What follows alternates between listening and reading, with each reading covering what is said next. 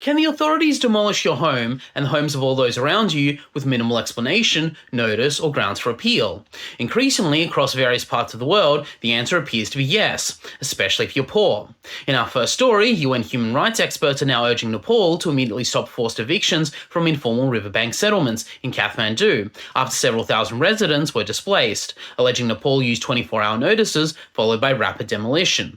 The experts also called for an independent investigation into the evictions and two suspected suicides allegedly linked to the sudden destruction of those homes. And in case you think this kind of thing is confined to one part of the world, our second news story comes from South Africa, where the authorities are now defending demolitions of the Chief Albert Luthuli informal settlement in Benoni after residents accused the metro of leaving people homeless.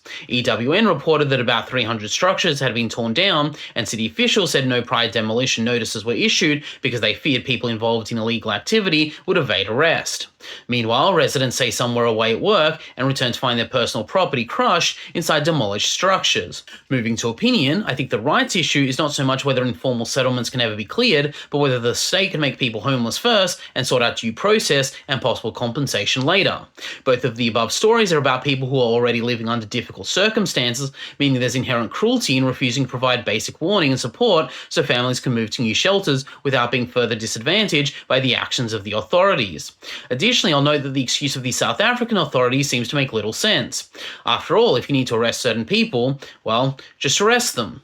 Either way, this doesn't justify demolishing their homes, and as for this mass destruction of structures that were helping people through tough times, inflicted as punishment before charges have even been laid, against a community that will invariably contain numerous individuals who will not be charged and who were, for the most part, just trying to survive in difficult times, I think it raises a lot of difficult questions.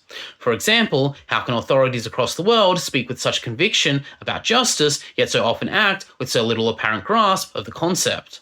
As always, feel free to leave your opinions in the comments section. This has been here at Zero News. Subscribe to stay up to date with what's really happening in the free world.